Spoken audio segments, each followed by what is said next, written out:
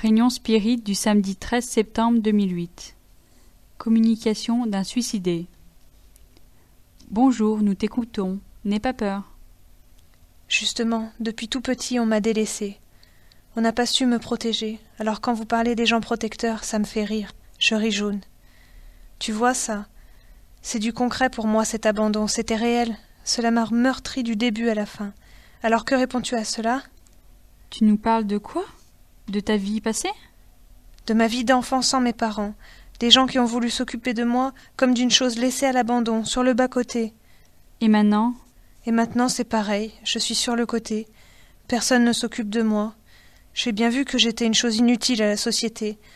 Alors j'ai fait le saut. De toute façon, je n'allais pas rester là, je n'avais personne. J'étais moins qu'un chien. À quoi bon rester là? Et pourquoi tu jugeais bon d'interrompre ta vie sur Terre? J'ai vu ça comme une délivrance. Je n'en pouvais plus. Tout m'est insupportable. Ne penses-tu pas que tu as toi-même interrompu ce qui aurait pu changer ta vie? Peut-être. N'as-tu pas fui les épreuves que tu devais supporter? C'était trop dur. Déjà, depuis la toute petite enfance, c'était trop dur. J'ai tenté d'écouter les conseils à la chapelle. C'était, il me semble, la dernière issue. Tu avais des choses à rattraper. Peut-être. Mais je n'ai pas vu la lumière. On me parlait de lumière. Je n'ai rien ressenti de tel. Mais l'as-tu cherchée au bon endroit, cette lumière? Mais où voulais-tu que je la cherche? Au fond de toi? Mais en moi, on m'a toujours dit qu'il n'y avait rien, que j'étais une chose sans importance. Alors j'ai essayé d'aller voir le Saint-Père. Il me semble que lui aussi, il m'a démérité. Parlons plutôt de ton état, celui de maintenant.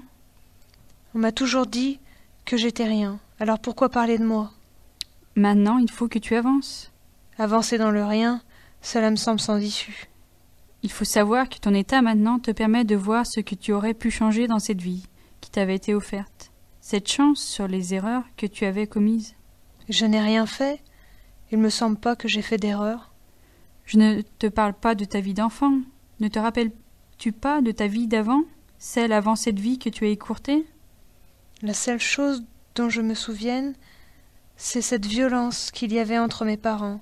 C'était une violence au quotidien, mais je n'ai pas de haine pour eux. Je comprends ce que tu dis. Mais toi, auparavant, avais-tu donné de l'amour à tes parents, à tes enfants? Qu'attendais-tu en échange? Je ne sais pas.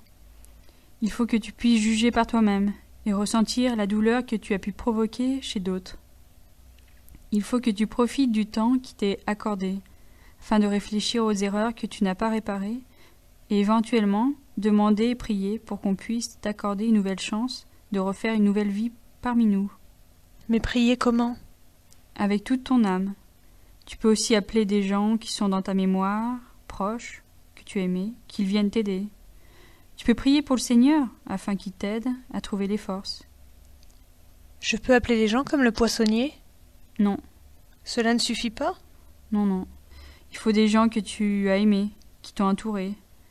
Ne t'inquiète pas, personne ne reste seul sur le bord du chemin. Et toi, tu reviendras? Peut-être pas moi, mais quelqu'un d'autre. Écoute autour de toi. Bon, je te remercie. Je ne connais pas ton nom, mais tu m'as apaisé. Tu seras toujours le bienvenu si tu as besoin de conseils.